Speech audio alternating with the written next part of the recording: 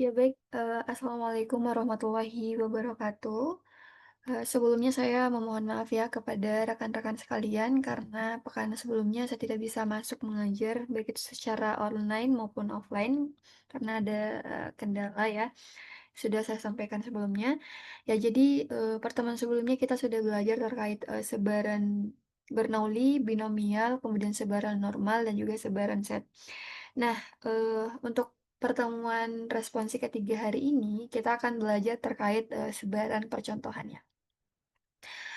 Kemudian untuk outline, pembelajaran yang akan kita lakukan ke depannya, yang pertama yaitu pendahuluan, di mana sebenarnya di sini dalam penelitian itu seringkali sebenarnya kita tidak mampu mengobservasi ya seluruh populasi, sehingga, kita perlu melakukan generalisasi data, yaitu sampel harus representatif, yang artinya sampel tersebut harus mencerminkan karakteristik, populasi yang sebenarnya. Sehingga pada saat sampel itu sudah, representatif, maka hasil analisisnya itu tidak akan bias, maupun, tidak akan menyesatkan ya. Namun kalau misalnya sampelnya itu tidak representatif, maka yang akan terjadi adalah kebalikannya, itu bukan mungkin ya, hasil analisisnya tentunya akan menjadi bias, kemudian juga, kita tidak bisa menjadikan dasar sebagai pengambilan keputusan.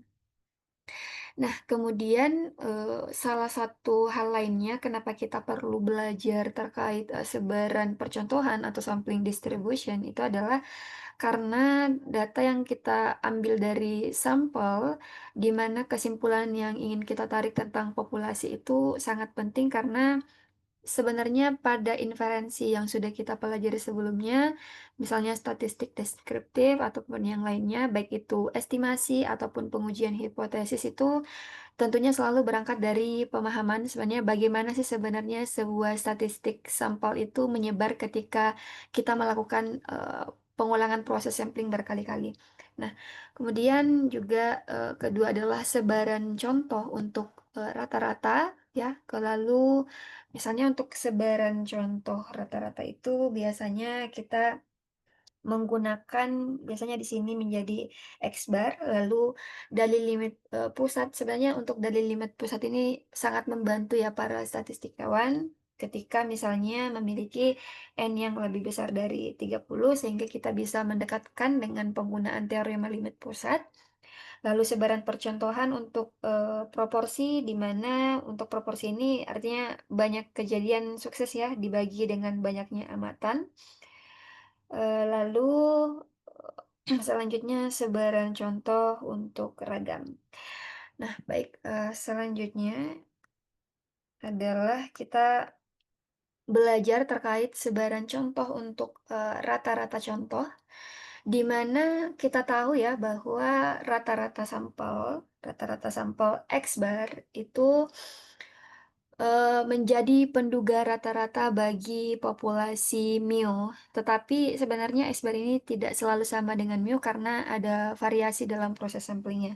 Nah, itu kita bisa lihat ya di sini, teman-teman bisa lihat, pada bagian ini, di mana kalau misalnya kita berbicara terkait, populasi, maka di sini kita menggunakan Mio, di mana nilai X yang digunakan itu berbentuknya seperti ini. Tapi kalau misalnya kita sudah berbicara terkait ini kita berbicara terkait misalnya populasi ya, tapi kita misalnya berbicara terkait data contoh atau, sampel seperti itu, maka di sini sudah digunakan yaitu X bar, yaitu adalah penduga X bagi mu, sehingga misalnya untuk nilai mu-nya di sini ketika kita ingin mencari nilai harapan X bar itu sama dengan, 1/n sigma X XI bar kayak gitu. Nah lalu untuk, standar deviasinya sendiri atau simpangan bakunya di sini, menggunakan sigma ya, di sini untuk digunakan dalam data populasi. Tapi kalau misalnya kita sudah menggunakan, parameter dari data contoh, di sini akan menjadi, standar, deviasi bagi X bar ya, di mana untuk rumus yang digunakan berarti XI-nya di sini menjadi X bar kayak gitu. Nah, lalu kemudian selanjutnya adalah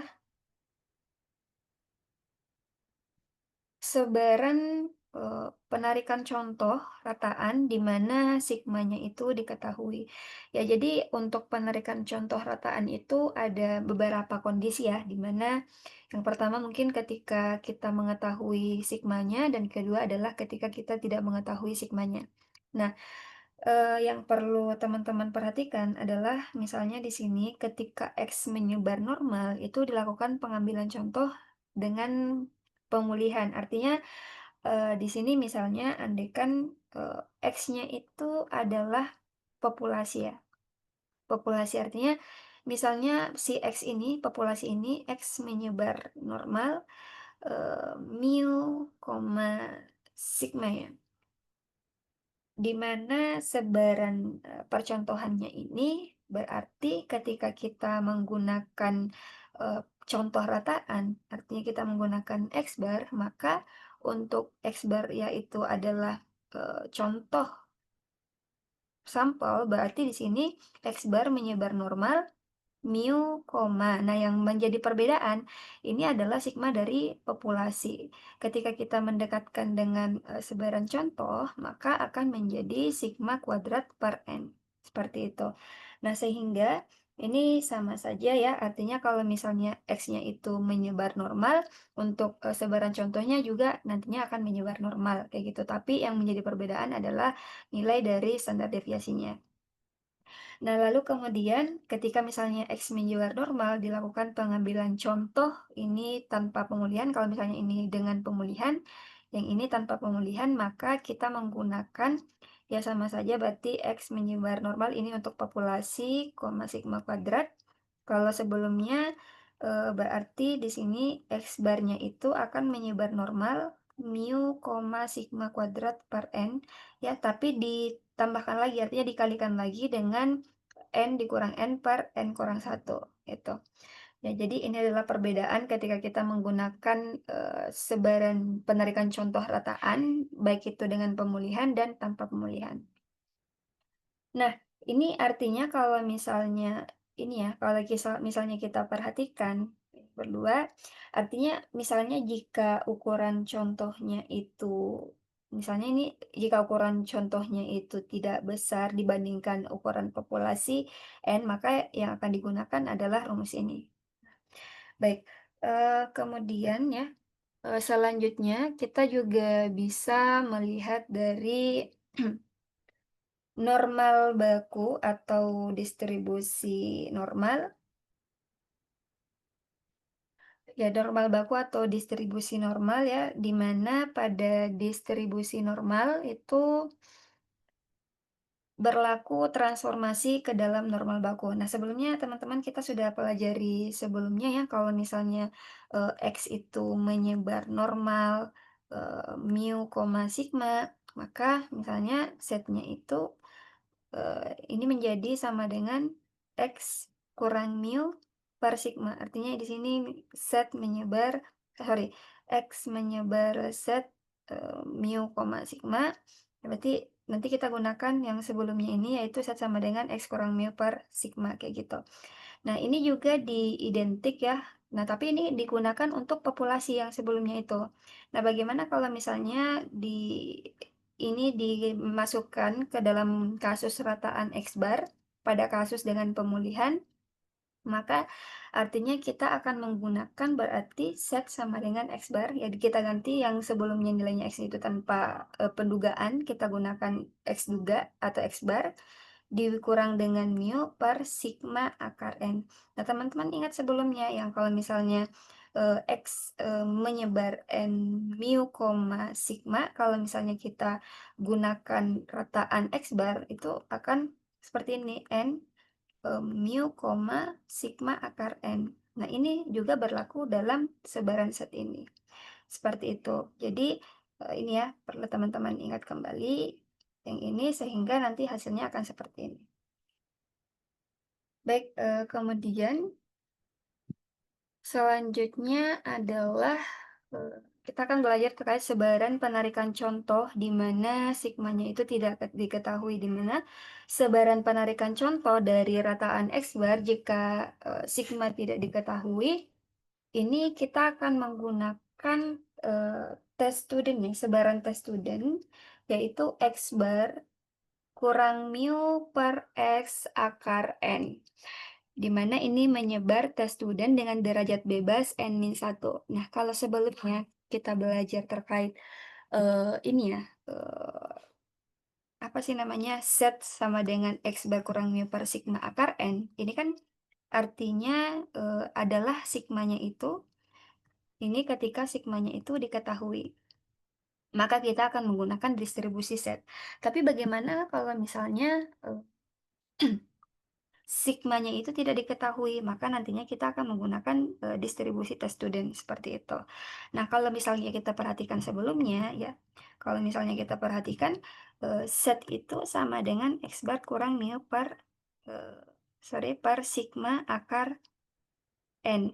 Nah, ini untuk apabila misalnya sigmanya itu diketahui. Lah, lalu bagaimana ketika misalnya sigmanya itu tidak diketahui, maka di sini kita akan menggunakan berarti T sama dengan X bar kurang mu per S kurang akar N. Kenapa? Karena kan sigmanya ini, untuk set ini sigmanya diketahui ya, sedangkan ini sigma tidak diketahui. Maka dalam rumus ini kita ganti sigma dengan S, seperti itu.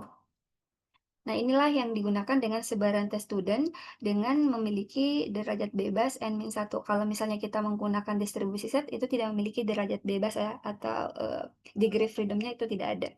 Nah, misalnya di sini jika N itu kurang dari 30, apapun sebaran populasi X, jika diambil sampel secara acak berukuran N yang besar, maka akan menyebar mendekati sebaran normal. Artinya seperti ini. Misalnya, biasanya ketika kita menggunakan sebaran T, itu biasanya N-nya itu kurang dari 30, maka kita akan menggunakan sebaran T. Lalu, kondisinya juga adalah sigma itu tidak diketahui. Nah, bagaimana kalau misalnya sebaran X-nya itu untuk ukuran yang besar? Berarti itu misalnya di sini kita akan menggunakan sebaran set, akan mendekati distribusi normal. Kenapa? Misalnya di sini ya, gambarnya seperti ini. Misalnya kurvanya itu condong ke kanan, misalnya seperti ini.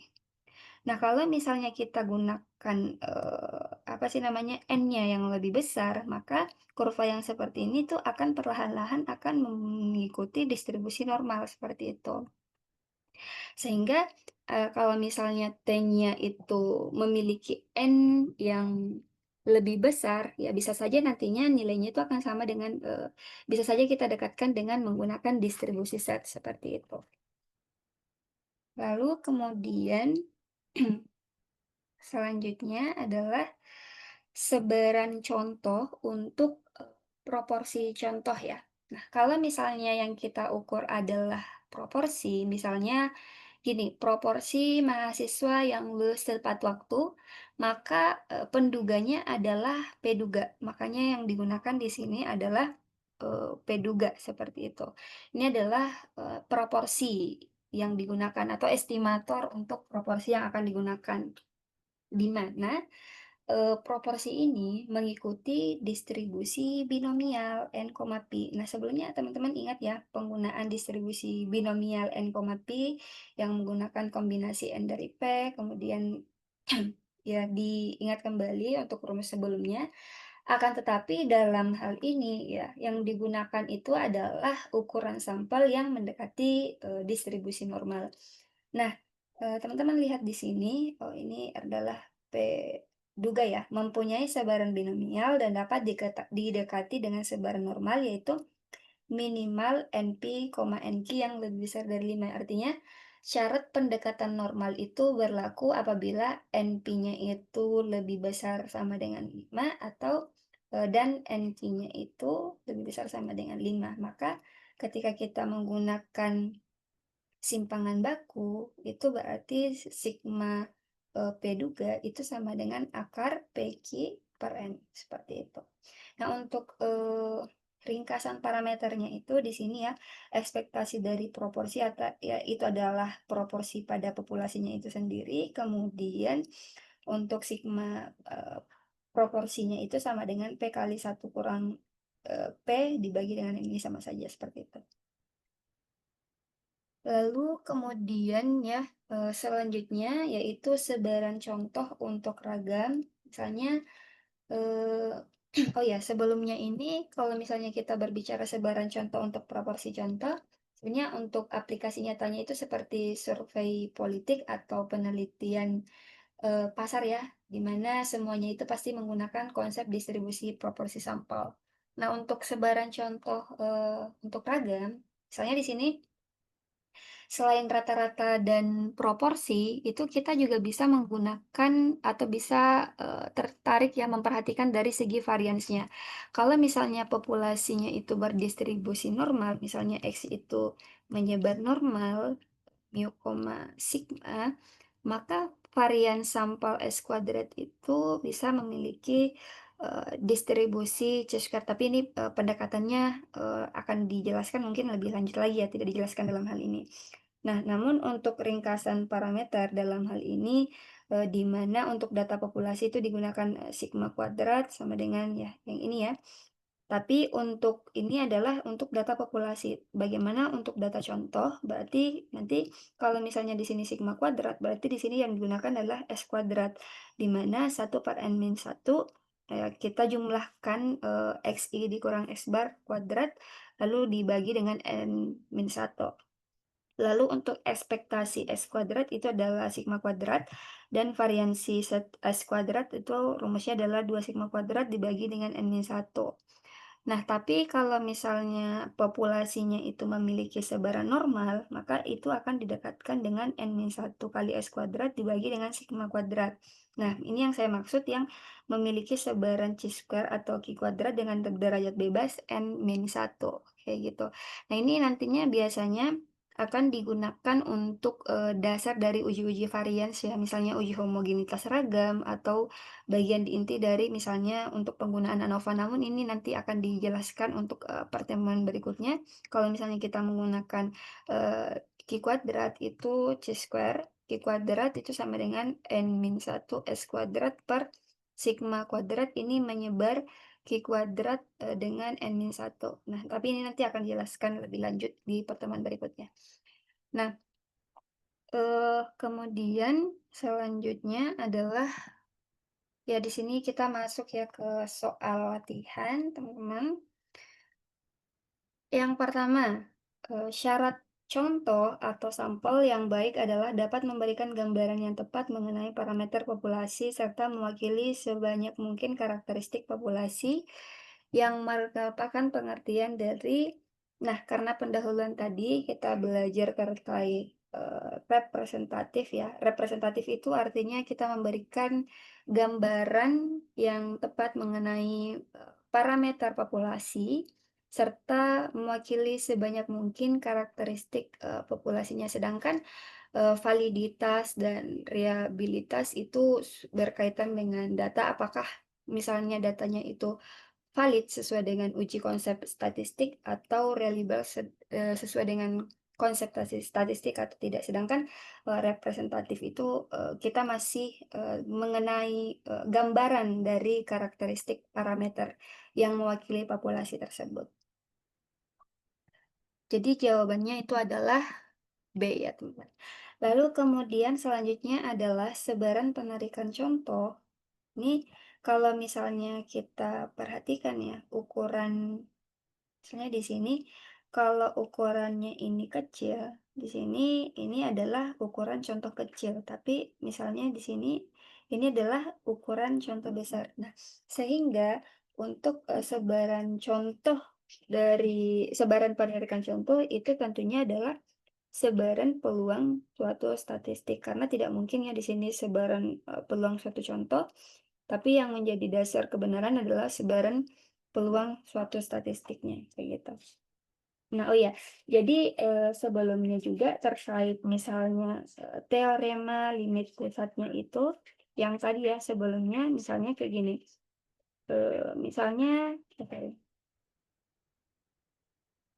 misalnya untuk kurvanya itu condong ke kanan. Nah, kalau misalnya kita dekati dengan N yang semakin besar, misalnya N yang lebih besar dari 100 atau 30, nanti akan, perlahan-lahan akan berbentuk seperti ini. Nah, ini untuk ukuran contoh yang besar. Ya, contoh besar. Tapi sedangkan ini adalah ukuran contoh kecil. Kecil. Nah, ini kalau misalnya kita ingin melakukan ukuran contoh besar, ini bisa didekati dengan teorema limit pusat. Nah, nanti, makanya dari sebaran penarikan contoh tentunya adalah sebaran peluang untuk suatu statistik. Lalu selanjutnya adalah jadi jawabannya itu adalah D ya. Kemudian untuk, soal berikutnya yaitu suatu populasi memiliki sebaran seragam diskrit, berarti, diskrit ya, sigma X, atas nilai-nilai 0, 1, 2, 3, 4, dan kelima pengamatan itu menyusun populasi nilai-nilai sebuah pembacak X yang mewakili sebaran peluang Fs 1/5 untuk X 0, 1 sampai 4. Nah, kemudian jika ekspektasi X adalah nilai tengah bagi peubah acak X, maka ekspektasi X-nya itu berapa? Kan, di sebelumnya di soal di rumus sebelumnya ekspektasi X itu kadang adalah mu, makanya di sini adalah nilai tengah bagi peubah acak X. Tapi berarti diketahui di sini nilai X-nya adalah 0, 1, 2, 3, 4. Lalu Fx-nya adalah 1/5 untuk X sama dengan 0 berarti, ketika X sama dengan 0 nilainya adalah 1/5, ketika X sama dengan 1 nilainya juga adalah 1/5, ketika X sama dengan 2 nilainya juga adalah 1/5, ketika X sama dengan 3 nilai Fx-nya adalah 1/5, dan ketika X sama dengan 4 maka nilai Fx-nya juga adalah 1/5. Sehingga ketika kita misalnya, menggunakan, mencari ekspektasi X, maka kita gunakan rumus yaitu X dikali dengan fungsi X. Nah, X dikali fungsi X berarti di sini 0 dikali 1/5 ya, kemudian, eee, dijumlahkan yaitu berapa, 1 dikali 1/5, kemudian dijumlahkan lagi 2 dikali 1/5 sampai di sini 4 dikali 1/5. Sehingga kita peroleh berarti 0 plus 0,2 plus 0,4 plus 0,6 plus 0,8 itu sama dengan 2. Sehingga di sini untuk, jawabannya adalah ekspektasi X-nya adalah 2. Nah, teman-teman juga bisa menggunakan ini ya, menggunakan perhitungan Excel. Jadi kita gunakan Excel misalnya di sini, sudah saya, ini ya, masukkan ke Excel-nya, X-nya itu 0 sampai 4, kemudian Fx-nya adalah masing-masing 1/5, 1/5 itu adalah 0,2 ya. Jadi, lalu kita gunakan, X kali Fx berarti 0 kali 0,2 itu sama dengan 0, berarti 1 kali 0,2 sama dengan 0,2, sehingga nanti ketika kita sudah peroleh hasilnya sampai 4 kali 0,2 itu sama dengan 0,8, kita lakukan penjumlahan karena ini adalah, sebaran seragam diskrit, maka kita gunakan, sigma X kali Fx sama dengan 2. Namun, cara lain yang bisa kita gunakan ya sama aja sebenarnya dari rata-rata ya. Rata-rata dibagi banyaknya data, berarti kita sum saja nilai X-nya itu, lalu kemudian dibagi 5. Nah, itu maksudnya seperti ini ya.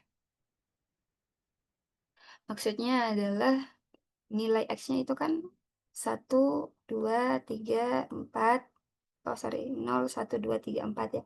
Jadi, berarti ini kan berarti NX-nya itu adalah 5 gitu loh.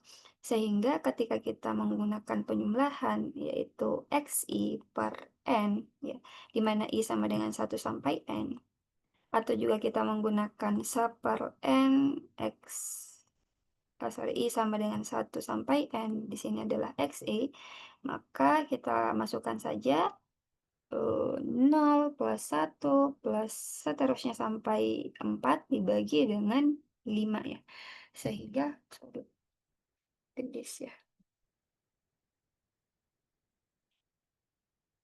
Sehingga itu hasilnya nanti akan menjadi 2. Itu sama saja seperti itu caranya. Ya, lalu kemudian selanjutnya, jadi jawabannya itu adalah A ya. Selanjutnya adalah pendekatan untuk ukuran contoh yang kecil dengan distribusi normal.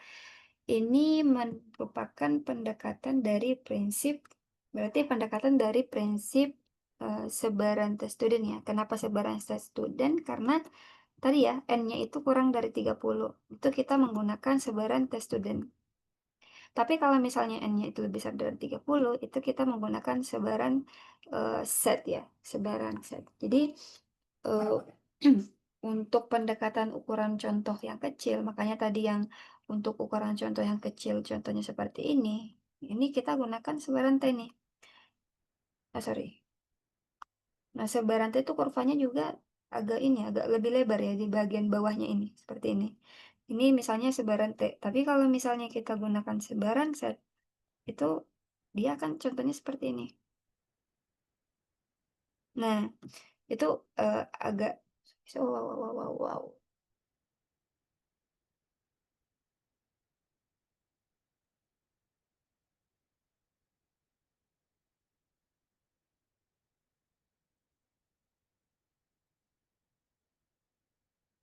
Nah, itu nanti eh, akan lebih jelas ya di bagian sininya. Di bagian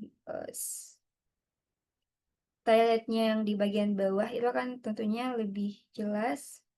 Di sini nilainya mu, sehingga nantinya tentunya untuk T, di mana ini adalah N sama dengan 30 atau kurang dari sama dengan 30 itu menggunakan tes student. Makanya di sini untuk ukuran contoh yang lebih kecil, itu kita gunakan sebaran T, kayak gitu. Lalu kemudian selanjutnya adalah ini ya, dalam banyak kasus nilai simpangan baku sigma populasi itu tidak diketahui. Oleh karenanya nilai diduga dari berarti tadi ya, kalau misalnya kita menggunakan, saya beri rangkuman ya. Yang pertama tadi, kalau misalnya kita menggunakan sebaran set di mana X bar kurang mu per sigma akar N itu di mana berarti ini untuk populasi di mana sigmanya itu diketahui ya. Kalau misalnya sigmanya diketahui dengan menggunakan distribusi set, artinya ini adalah simpangan baku populasinya itu diketahui. Kemudian N-nya itu lebih besar dari 30. Maka di sini makanya digunakan adalah sentral limit pusat. Nah, nanti sebarannya itu akan mendekati sebaran distribusi normal yang seperti grafik yang tadi ya, baik kiri atau kanannya itu seimbang kayak gitu. Sentral limit pusat. Nah, jadi makanya kurvanya itu berbentuk simetris itu untuk menggunakan distribusi set. Nah, di distribusi set itu juga kita tidak menggunakan, tidak ada DF ya, tidak ada DF. Nah, tapi ini untuk sigmanya itu diketahui dalam hal populasi. Tapi kan dalam banyak kasus itu nilai simpangan baku tidak diketahui. Nah, karena nilai simpangan baku tidak diketahui, maka kita menggunakan di sini distribusi test student. Berarti distribusi test student. Nah, distribusi test student itu adalah distribusi probabilitas yang mirip dengan distribusi normal, tapi digunakan ketika varian populasinya itu tidak diketahui.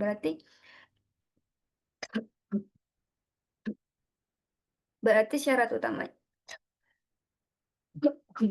berarti syarat utamanya adalah maaf ya. Berarti syarat utamanya adalah sigmanya itu tidak kita ketahui, tidak diketahui. Sehingga untuk penggunaan rumusnya adalah T sama dengan X bar kurang mu per S akar N. Nah, jadi jelas ya, kalau misalnya sigma diketahui, kita gunakan sigma, tapi kalau misalnya sigmanya itu tidak diketahui, kita ganti dengan menggunakan S. Maka kalau misalnya di sini simpangan baku tidak diketahui, maka nilai dugaannya adalah kita gunakan S. Lalu bagaimana kalau misalnya sigma kuadratnya itu yang digunakan, berarti nanti nilai duganya digunakan adalah S kuadrat. Berarti yang digunakan adalah S kuadrat. Tapi yang ditanyakan di sini adalah simpangan baku yang seperti ini, maka yang digunakan adalah sama dengan S kayak gitu.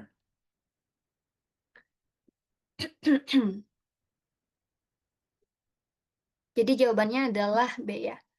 Lalu jika populasi cukup besar ya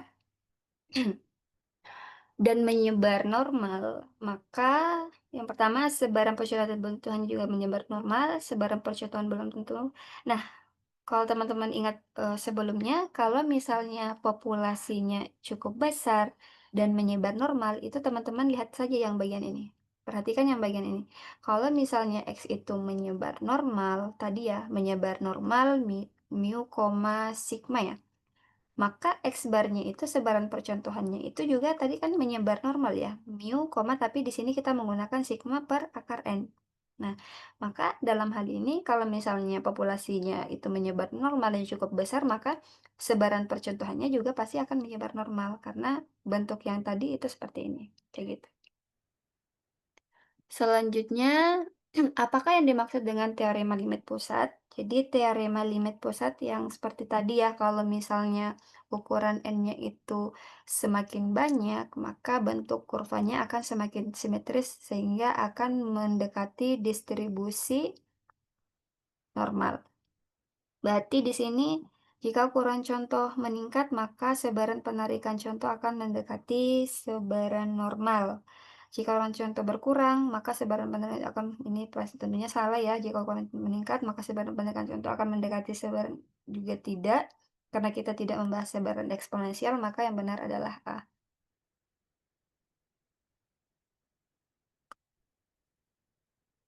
Selanjutnya kesalahan pengambilan contoh atau sampling error. Nah, kalau misalnya kita berbicara sampling error, berarti itu menggunakan ini SE ya. Maka kita definisikan sebagai, berarti ini perbedaan antara populasi dan parameter. Dalam hal ini kita tidak membedakan ya antara populasi dan parameter. Teman-teman perlu tahu kalau misalnya populasi itu seperti ini ya. Ini contohnya adalah populasi. Kita ingin melakukan percobaan pengambilan misalnya sampel dari populasi ini, berarti sebanyak misalnya 3 atau 4 sampel. Ini untuk percobaan pertama, satu. Lalu kita ambil lagi sampel kedua, sebanyak 4 juga. Nah, ini adalah parameter, ini adalah eh, sebaran contoh atau sampelnya.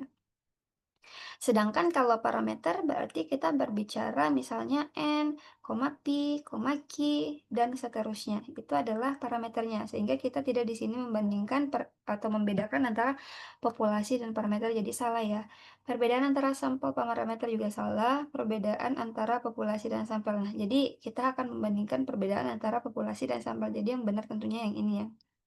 Parameter dan sampel juga tentunya salah. Kemudian selanjutnya, manakah dari pernyataan berikut ini yang benar mengenai kesalahan baku atau SE dari rata-rata? Nah, tentunya pastinya standar error lebih kecil, iya ya, betul. Standar error pasti lebih kecil dari standar deviasi populasi. Kemudian standar error berkurang ketika bertambah. Nah, ini tuh kayak gini nih. Salah satu konsep statistik ketika kita ingin mengurangi bias ya. Bias itu terjadi apabila misalnya ragamnya itu sangat besar sehingga ketika kita ingin mengurangi bias kita tambahkan saja eh, menambahkan jumlah n-nya seperti itu. Sehingga kalau misalnya ukuran contohnya kita tambahkan, misalnya ukuran contohnya di awal itu adalah N sama dengan 10, lalu kita tambahkan lagi menjadi N sama dengan 1000. Nah, nanti untuk sigmanya pasti akan mengecil atau berkurang, atau standar errornya akan lebih kecil, kayak gitu. Lalu standar error mengukur keragaman rata-rata dari contoh ke contoh ini juga betul ya, berarti semua pernyataan di atas ini adalah betul. Lalu selanjutnya adalah manakah dari pernyataan berikut tentang sebaran rata-rata contoh atau sampling distribution of the sample mean yang salah ya. Berarti di sini standar deviasi dari contoh akan berkurang. Ini benar ya, karena sebelumnya kalau misalnya n-nya bertambah berarti standar deviasinya akan berkurang. Lalu nilai harapan rata-rata contoh adalah penaksir yang tidak bias dari. Nah, nilai harapan rata-rata contoh adalah penaksir yang tidak bias dari rata-rata populasi sebenarnya. Ini tentunya salah ya, karena kalau misalnya nilai harapan rata-rata contoh itu tidak bias kalau misalnya kita menggunakan rata-rata contoh, bukan rata-rata populasi. Kalau misalnya kita menggunakan populasi, itu pasti penduganya, misalnya mu duganya itu atau X duganya itu akan berbias karena ragamnya akan semakin tinggi gitu. Kita tidak bisa menduga ragam biasanya. Tapi kalau misal populasinya sorry, kita bicara dengan sampel, maka ini X-nya akan mengurangi bias atau tidak bias. Penduga X-nya itu adalah tidak bias. Sehingga tentunya yang salah ya, bagian B. Lalu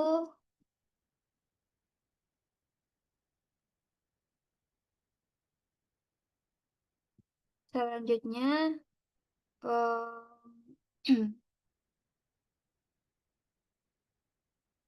sebaran populasi, oh sorry, sebelumnya itu kita menggunakan sebaran harapan contoh. Oh iya, coba sorry sorry. Di sini SE-nya kalau misalnya N-nya itu lebih dari 30, pasti ukuran contohnya, sorry, pasti SE-nya itu akan rendah ya, akan berkurang. Kemudian oh ya, sudah benar berarti di sini harusnya ketika misalnya nilai ekspektasi X itu sama dengan mu, berarti ini merupakan ini adalah penduga tak bias. Ketika kita menggunakan rata-rata populasi yang sebenarnya. Karena di sini yang digunakan adalah nilai harapan contoh, bukan nilai harapan populasi. Tapi kalau misalnya digunakan nilai harapan populasi, tentunya itu akan menjadi bias. Ya. Lalu kemudian sebaran penarikan contoh menunjukkan bagaimana rata-rata contoh akan bervariasi. Ya betul, karena setiap misalnya X bar yang pertama itu mu-nya sama dengan 2, ragamnya itu bisa saja berbeda ya. Setiap pengambilan contoh yang diulang pasti ragamnya itu atau rata-ratanya juga pasti akan bervariasi. Nah, nanti biasanya ketika kita ingin melihat apakah sebenarnya pengambilan sampelnya itu sudah tidak bias, itu kita melihat dari segi kekonsistenan dari pengambilan contoh yang diulang kayak gitu. Selanjutnya, berarti yang salah itu adalah sebaran penarikan contoh menunjukkan bagaimana contoh menyebar dari sekitar rata-rata contoh. Selanjutnya, sebaran populasi dari jutaan pendapatan rumah tangga di Jakarta itu cenderung condong ke kanan, berarti kurvanya itu seperti ini. Oke, sorry, sorry, sorry.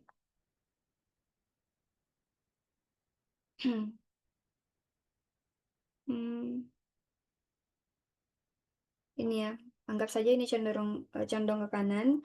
Manakah dari daftar berikut menjelaskan sebaran rata-rata contoh sampling distribution of the sample mean ketika ukuran contoh acak yang diambil meningkat dari 10 menjadi 100. Jadi awalnya N-nya itu sama dengan 10. Lalu kita tambahkan N-nya itu sama dengan 100 ya. Ini misalnya ketika N sama dengan 10, dia condong ke kanan.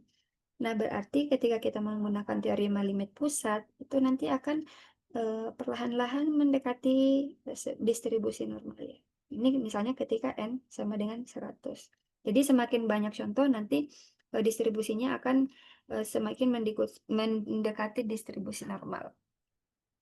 Berarti yang benar adalah eh, B ya, rata-rata contoh akan semakin mendekati rata-rata populasi, standar deviasi akan semakin kecil dan bentuknya akan semakin mendekati normal, kayak gitu. Lalu selanjutnya kita masuk ke soal latihan sebaran penarikan contoh bagi rataan populasi. Nah, yang pertama adalah suatu contoh acak berukuran 40 dipilih dari sebuah populasi dengan rataan 100 dan simpangan bakunya itu adalah 20. Nilai tengah dan simpangan baku sebaran percontohan X bar itu adalah berarti di sini kita ketahui dulu ya, N-nya itu sama dengan berarti contoh acak, berarti N sama dengan 40. Lalu rataan 100 ya dari sebuah populasi, mu-nya itu kan rataan dari sebuah populasi, makanya mu-nya adalah 100. Kemudian simpangan bakunya itu adalah 20. dan, berarti kalau misalnya kita gunakan standar deviasi berarti, sigma sama dengan sorry, sigma sama dengan 20 maka sigma kuadrat yaitu 20 pangkat 2 sama dengan 400 ya. Makanya untuk di sini sigma kuadratnya itu adalah 400. Kenapa kita menggunakan sigma kuadrat? Karena ini kan, dipilih retaan mu simpangan baku, berarti ini menyebar ya, berarti di sini kan tadi X bar itu sama dengan, berapa ya tadi ya? Mu X bar ya, X bar dikurang mu per sigma akar N ya? Atau salah ya? Mmm, ya. Kemudian nanti akan digunakan ini ya, sigma kuadrat, karena yang ditanyakan adalah simpangan baku dari percontohan X bar. Makanya kita cari sigma kuadratnya itu berapa, karena ditanyakan adalah simpangan baku dari sebaran percontohan X bar. Makanya kita mencari sigma kuadratnya, yang menjadi salah satu pertanyaan dari soal. Kemudian kita ingin mengetahui, nilai tengah dari sebaran percontohan ya. Nilai tengah dari sebaran percontohan itu sama dengan mu, berarti sama dengan 100 ya. Lalu untuk, simpangan baku dari percontohan X bar itu sama dengan tadi berarti sigma per akar N. Perlu diingat ya, kalau tadi misalnya X menyebar normal mu, sigma berarti X bar menyebar normal mu, sigma akar N. Nah, makanya di sini yang digunakan itu adalah, ketika X bar ya, percontohan X bar yang digunakan adalah sigma per akar N. Berarti kita masukkan sigmanya tadi adalah 20 per, akar N-nya berarti 40 ya, berarti 3,16. Nah, yang ditanyakan adalah simpangan baku dan nilai tengah, maka seharusnya yang benar itu adalah D ya, karena tidak ada nilai yang masuk, maka semua pernyataan di atas itu adalah salah. Nah, kalau misalnya kita menggunakan rumus Excel,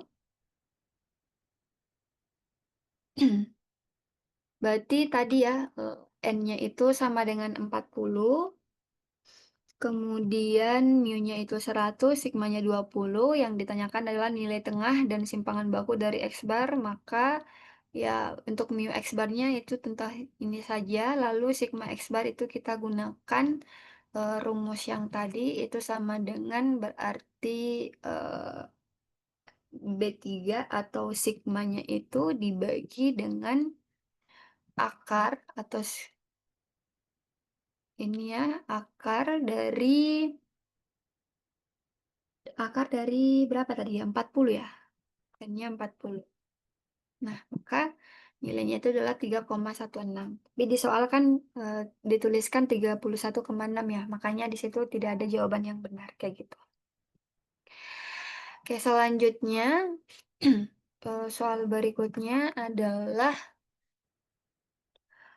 di sini sebaran penarikan contoh untuk rataan populasi ya.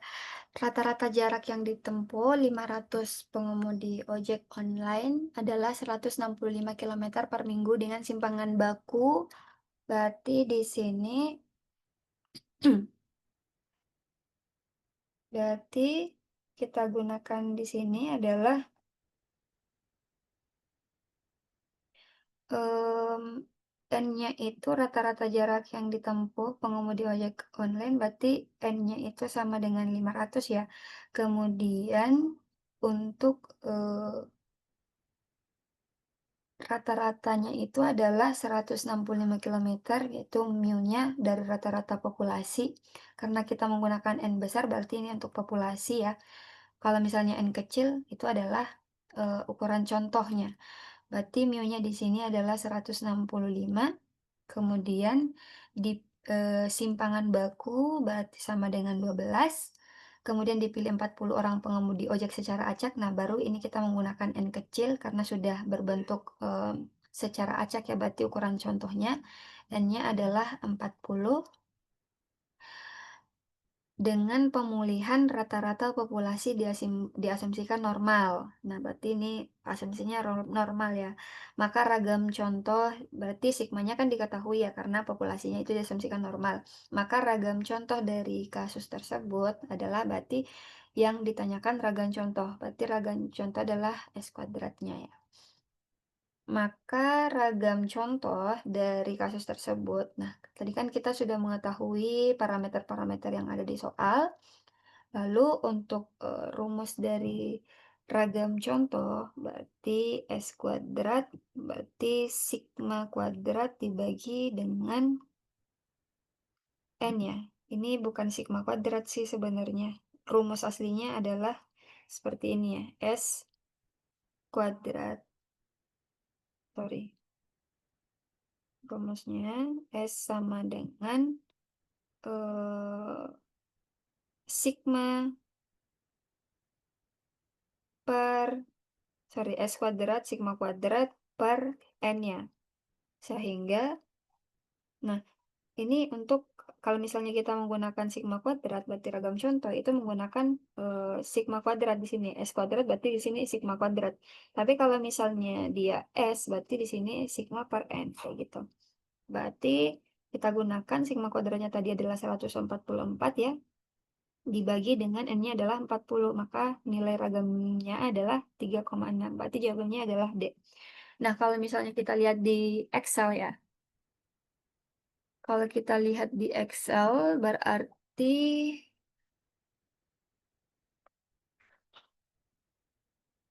perhitungannya itu adalah misalnya di sini sudah diketahui ya dari populasi ini, lalu dari sampelnya itu N-nya sekian, S-nya itu berarti tadi ya seperti tadi aja, berarti S-nya itu ragam dibagi dengan akar dari N.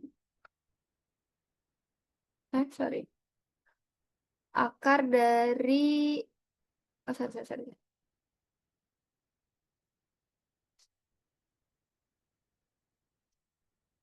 Oh, harusnya di sini salah ya, by 5 ya.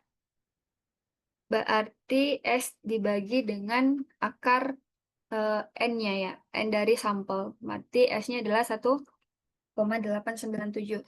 Nah, cara untuk menghitung ragam berarti itu menggunakan, S kuadrat, S pangkat 2 ya. Makanya tadi berarti sama dengan S berpangkat 2. Itu hasilnya adalah 3,6. Oke, selanjutnya selanjutnya adalah, rataan populasi bagi populasi ya. Perusahaan perkebunan dalam suatu hari mampu menghasilkan 1 juta bungkus teh. Berarti ini itu adalah populasi.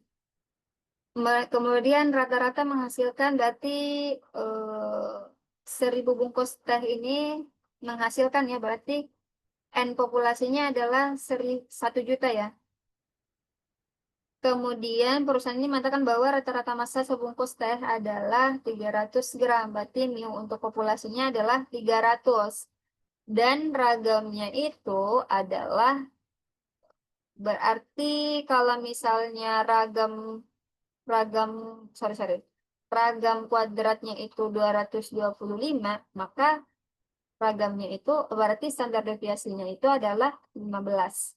Karena yang diketahui ragamnya saja ya. Ragam itu bentuknya sigma kuadrat. Ini sama dengan ragam. Kalau ini berarti ini standar deviasi.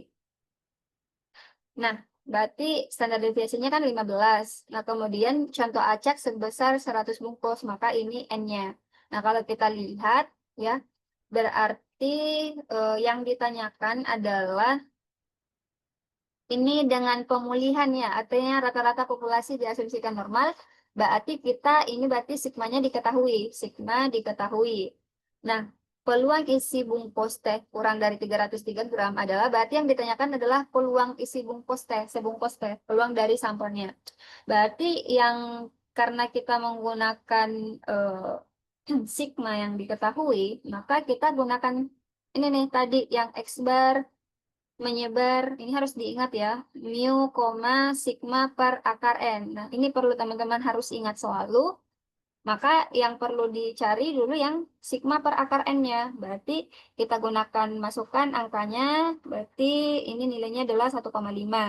Lalu yang ditanyakan adalah peluang isi bungkus teh yang kurang dari 303 gram. Makanya peluang X bar. Nah, isi sebungkus teh berarti ini adalah sampel ya, berarti X bar ya. Berarti peluang X bar kurang dari 303. Makanya di sini adalah kita hitung dengan rumus sebelumnya. Kalau sebelumnya kan berarti set itu X bar kurang mu per sigma ya. Ya, ini rumus yang sebelumnya ya, yang digunakan pertemuan sebelumnya. Ini kita masukkan, oh ya, karena di sini sudah menggunakan X bar, berarti kita gunakan sigma akar N ya. Kalau tidak menggunakan S, di sini langsung sigma aja kayak pertemuan sebelumnya. Harusnya paham ya. Berarti kita masukkan nilainya di sini, lalu peluang set kurang dari 2 itu sama dengan 0,9772 atau 97,2%. Berarti jawabannya adalah bagian B ya. Nah, caranya itu kita gunakan Excel ya. Untuk Excel ini perhitungan agar lebih mudah kalau misalnya nggak paham dari perhitungan aslinya, berarti populasinya kita ketahui parameter-parameternya. Lalu yang ditanyakan, yang pertama kita perlu cari dulu peluang set kurang dari sama dengan 2. Kita gunakan normal distribution ya. Berarti norm distribution. Nah, X-nya tadi berarti X bar-nya itu 300 ya. Ini diingat ya pertemuan sebelumnya, tapi kita menggunakan pendekatan dengan sigma per akar N. Berarti min-nya di sini berarti 300 ya. 300, lalu standar deviasinya adalah 1,5. Lalu di sini adalah true. Ya. Ini ya. Kemudian ini adalah ulangan set koma 2. Nah, cara lain itu kita bisa menggunakan, nah kalau sebelumnya kan dihitung nih, yang cara mencari set skor sebelumnya berarti dengan menggunakan rumus ini ya. Berarti sama dengan X bar dikurang dengan mu dibagi, nah intinya dibagi dengan S. S per akar N ya. S per akar N. Nah, nanti kalau misalnya udah diperoleh nilainya 2 ya, nanti kita langsung aja masukin normal, tapi di sini menggunakan S. Kenapa S? Karena kan yang digunakan itu adalah sebaran setnya ya. Artinya nilai set skornya sudah diperoleh, lalu satu ini artinya true. Kita gunakan kumulatif true, lalu enter, maka nilainya sama saja. Ini menggunakan pendekatan pertama dan pendekatan kedua. Selanjutnya, eh, kalau misalnya kita sudah peroleh ya, di sini ada tabel set. Nah, kalau misalnya luas daerah yang diarsirnya itu adalah alfa, di mana ini adalah 2 titik ya, 2 titik kritis yaitu nilai set 1 dengan set 2. Maka untuk peluang set kurang dari sama dengan 1,5 itu sama dengan peluang set kurang dari 0. Kita jumlahkan dengan peluang set lebih besar dari 0 kurang dari 1,5. Berarti itu sama dengan 0,5 plus 0,4332. Nah, peluang set 0,0 kemudian 1,5 berarti yang ini ya, 0,4332 ya. 4,332 berarti nilainya adalah 0,9332. Nah, nanti kalau misalnya kita perhatikan ini, kalau misalnya setnya itu untuk satu daerah arsiran ya, berarti ini yang ketika setnya itu kurang dari 1,5. Lalu ini ketika setnya itu kurang dari setnya itu sama dengan 0, dan ketika peluang set lebih besar dari 0 kurang dari 1,5, ini bentuknya seperti ini ya. Lalu selanjutnya diketahui ya soal suatu perubahan acak menyebar normal N menyebar 4,1 berarti em, berarti ini ya N menyebar sorry N menyebar mu, sigma. Berarti N menyebar 4,1 nih. Kita akan menghitung peluang X lebih besar 4,5 sampai C-nya ya. Yang pertama, peluang X lebih besar 4,5 kita gunakan distribusi set, berarti eh, ini ya, X kurang mu per sigma. Itu kita masukkan di sini. Nanti nilainya memperoleh peluang set lebih besar dari 5. Berarti kalau misalnya digunakan ini, nanti hasilnya akan berbentuk seperti ini ya. 1 kurang peluang set kurang dari 5. Untuk peluang set kurang dari 5 ini, kita hitung menggunakan norm S distribution, yaitu 0,5. 1 ya, yang seperti tadi, yang di soal Excel sebelumnya. Lalu nilainya itu pasti adalah 0,308538. Ini untuk satu daerah saja ya, satu daerah penolakan. Untuk dua daerah penolakan yang bagian B ini peluang 2 kurang dari X, peluang X lebih besar dari 2 kurang dari 6. Berarti kita menghitung satu-satu nih, peluang setnya yang ini, lalu peluang setnya juga yang bagian ini. Nah, kemudian setelah kita menghitung masing-masing peluangnya ya, lalu kita kurangkan, ini gunakan rumus ini di Excel ya. Nanti hasilnya adalah 0,9545 gitu. Nah, nanti kalau misalnya yang soal terakhir ketika peluang set lebih besar dari alfa, tadi kan yang diketahui peluang set lebih besar dari X ya. Nilainya itu diketahui yang tadi ya. Tapi sekarang yang ingin dilihat itu adalah peluang set lebih besar dari alfa sama dengan 0,975, di mana nilai X-nya ini tidak diketahui. Yang diketahui itu adalah nilai A-nya sama dengan X kurang mu per sigma. Nah, berarti kita gunakan peluang peluang set lebih besar dari alfanya itu yang di soal diketahui 0,975. Kemudian peluang set kurang dari alfa berarti kita gunakan 1 ya. 1 kurang 0,975 berarti peluang set kurang dari alfa adalah 0,025. Maka ketika misalnya kita menghitung nilai set, berarti set sama dengan X kurang mu per alfa, berarti itu sama dengan nilai set yang diketahui adalah minus 1,96. Nah, maka di sini berarti set sama dengan X kurang mu per sigma. Setnya adalah minus 1,96 sama dengan X kurang 4 per 1. 4 dan 1 kan kita ketahui tadi ya di soal. Maka berarti ini kita kalikan saja ya. Berarti minus 1,96 sama dengan X kurang 4. Berarti X-nya itu adalah minus 4 ditambah 1, min X ditambah sama dengan min 4 plus 1,96 itu min X sama dengan min 2,04. Berarti X sama dengan 2,04 ya. Jadi jawabannya seperti itu. Nah, untuk contoh di Excel bisa teman-teman lihat ya. Ini untuk jadi langsung aja digunakan normal S distribution karena kita sudah mengetahui nilai setnya itu 1,5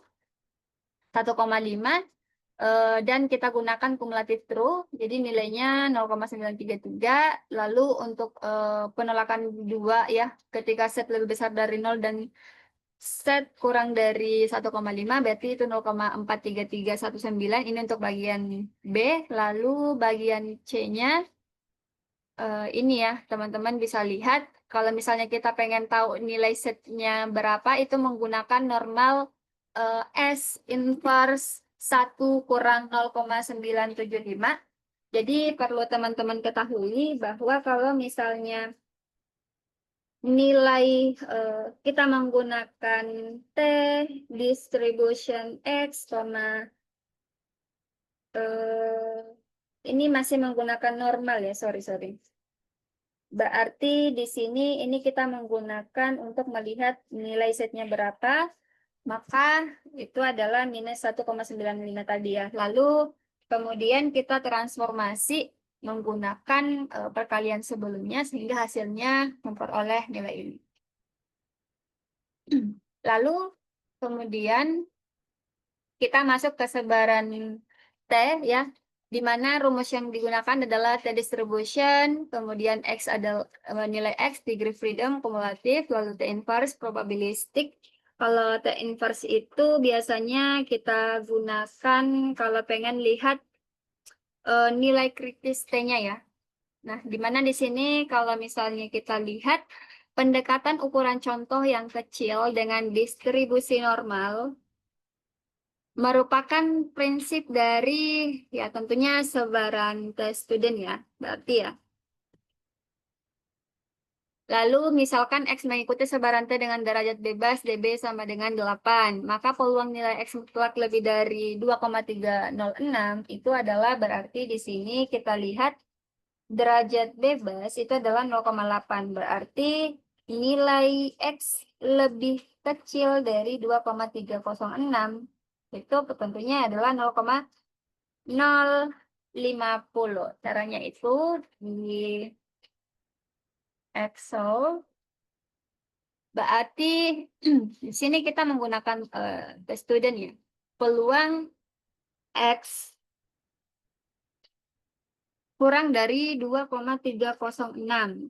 Berarti kita menggunakan distribusi 2T. Jadi yang digunakan adalah satu min, karena di sini adalah nilai kurang ya, kurang dari 2,36, berarti kita gunakan satu kurang eh, distribusi T student. 2T ini artinya kita menggunakan sisi kanan ataupun sisi kiri. Jadi ini adalah dua sisi, baik itu sisi kanan maupun sisi kiri, ya, di mana memberikan probabilistik T-nya itu kurang dari X ya, di mana X-nya itu adalah 2, lalu degree freedom atau 2,306, lalu degree freedom-nya atau derajat bebasnya itu adalah 8. Nah, kalau misalnya kita lihat hasilnya adalah 0,95 ya. Nah, makanya di sini hasilnya itu adalah 0,95 kayak gitu. Berarti jawabannya adalah B.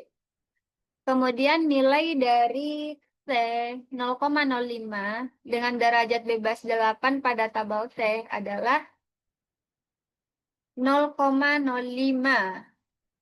Berarti berapa? 0,05 pada tabel T itu kita bisa menggunakan berarti DB-nya kan 8 ya, alfanya 0,05. Kalau misalnya kita menggunakan ingin melihat berapa distribusi peluangnya ya. Pada tabel T, itu berarti kita menggunakan,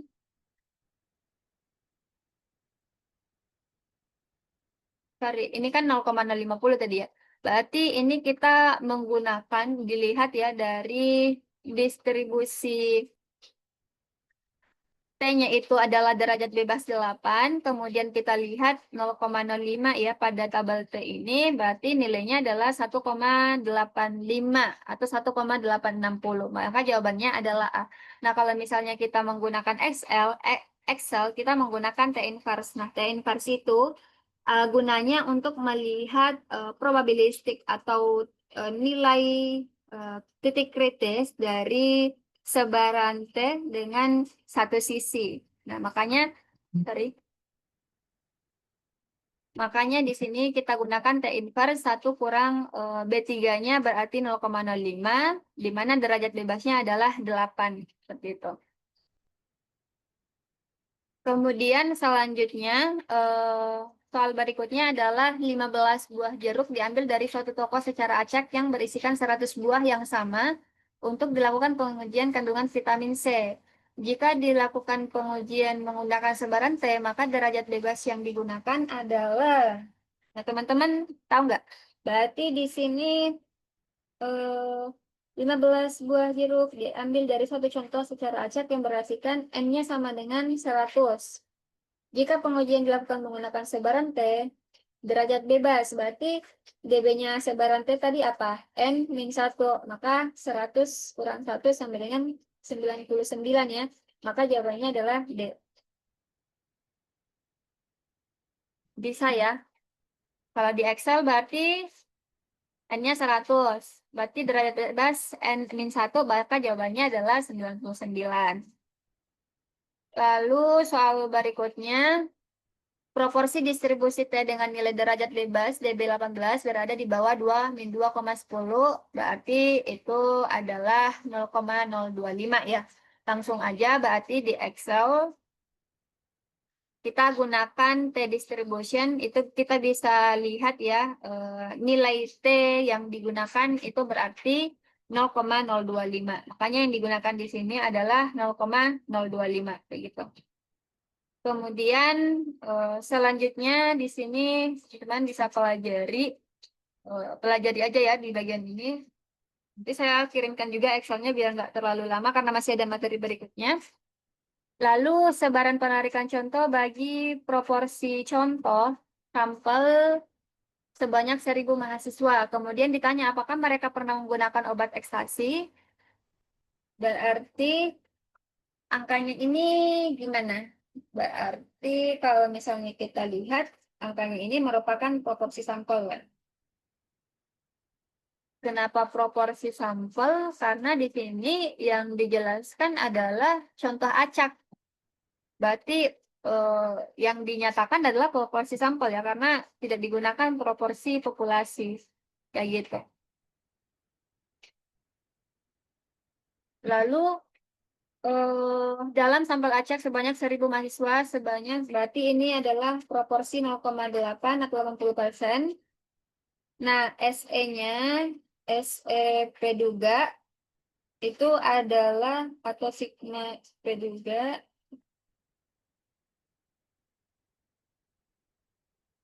berarti kita gunakan itu adalah Peduga menyebar normal P1 kurang P ini menyebar apa ya? Binomial ya. Kalau misalnya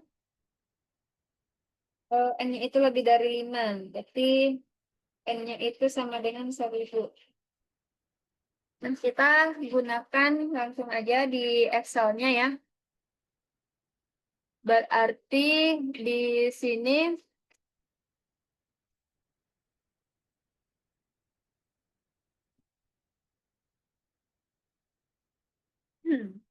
populasi M-nya adalah 100 ya.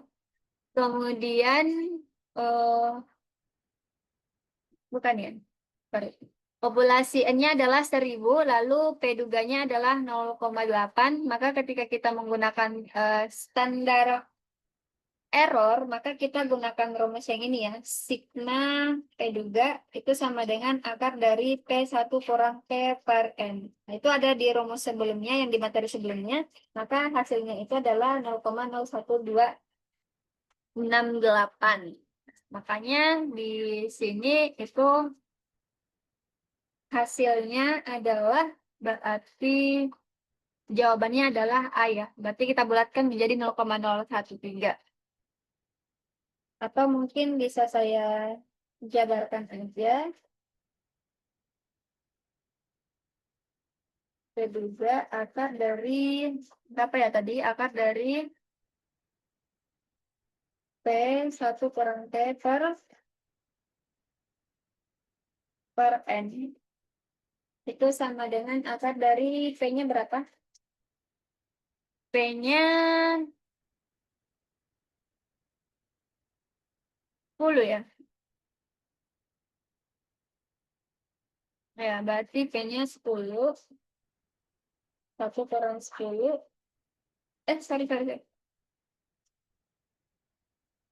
Berarti nanti di sini sigma P2 sama dengan akar dari apa tadi?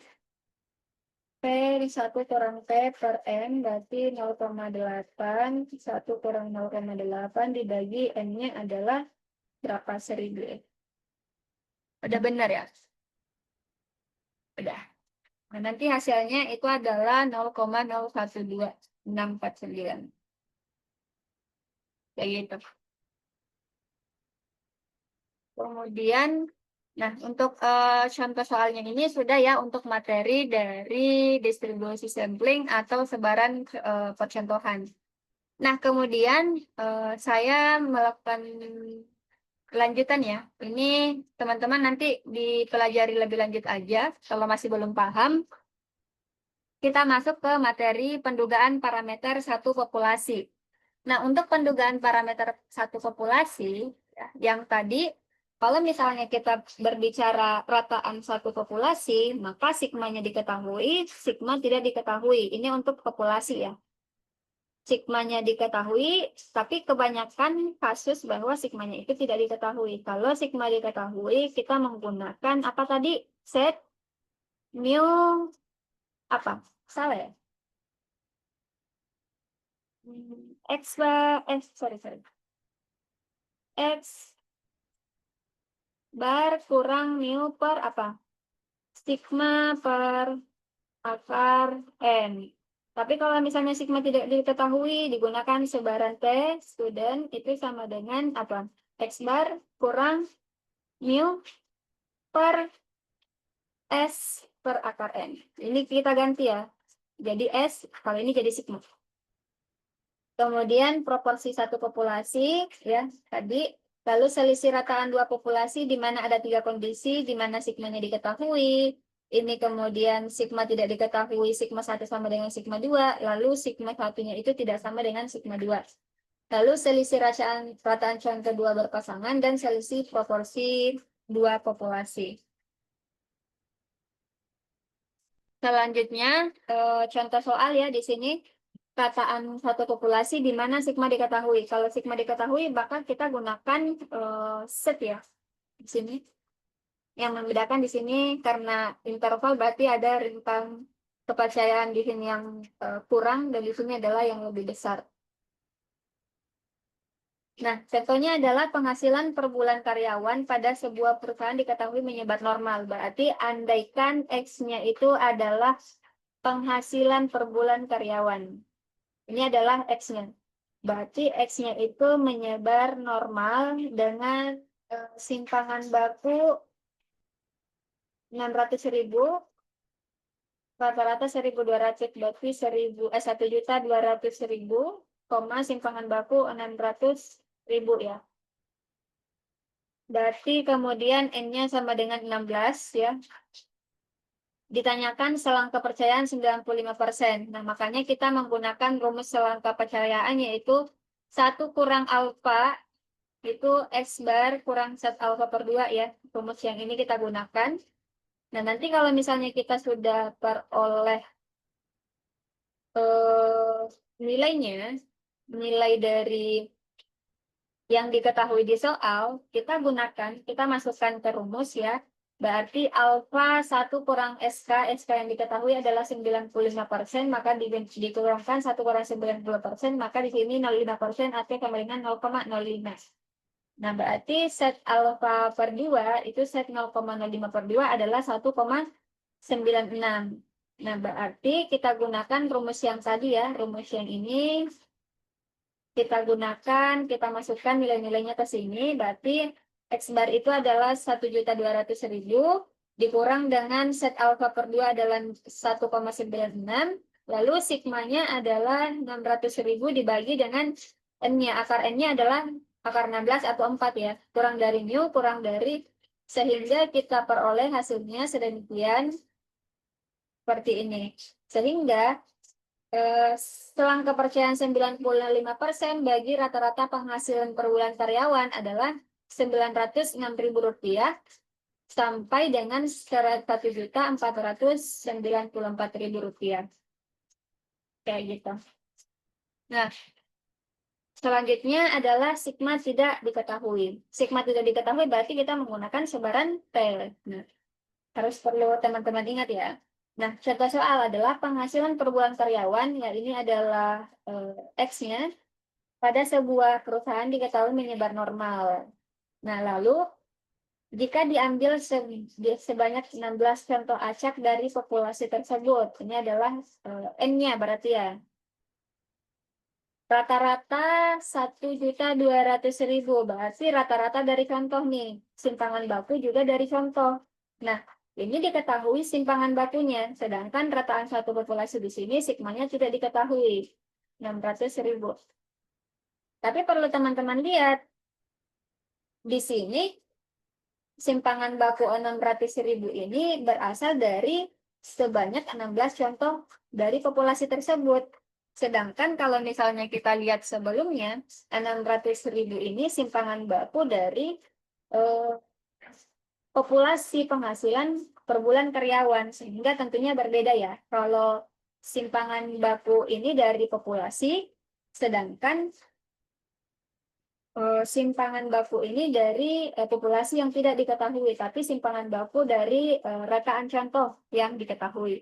Sehingga kita lihat di sini untuk perhitungannya, tetapi perbedaannya adalah kita menggunakan sebaran T ya. Berarti kita masukkan saja SK 95% sama aja. Kita masukkan nilai-nilainya sama seperti sebelumnya sehingga kita peroleh nilainya seperti ini. Nah, kalau misalnya kita menggunakan sebaran T, 95%, rata-rata penghasilan per bulan karyawan itu adalah 880.350 sampai dengan 1.519.650 rupiah. Berbeda dengan sebelumnya, kalau sebelumnya itu nilainya jauh lebih tinggi ya. Minimumnya di atas, minimumnya itu sama dengan 906.000 rupiah. Kemudian proporsi satu populasi di sini di suatu perguruan tinggi diduga kurang dari 25% mahasiswa membawa mobil pribadi ke kampus. Nah, apakah dugaan di atas dapat diterima bila ternyata di antara 90 mahasiswa yang diambil secara acak terdapat 28 orang yang membawa mobil pribadi ke kampus?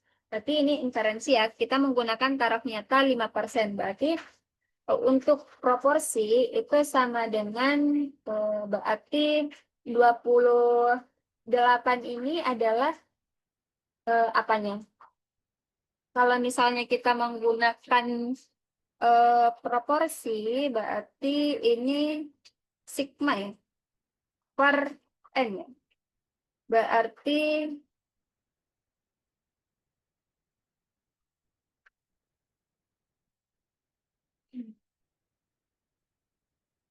berarti di sini 28 per 90 ini 0,331 untuk nilai P3-nya. Sehingga nanti kalau misalnya kita gunakan set, yaitu sebanyak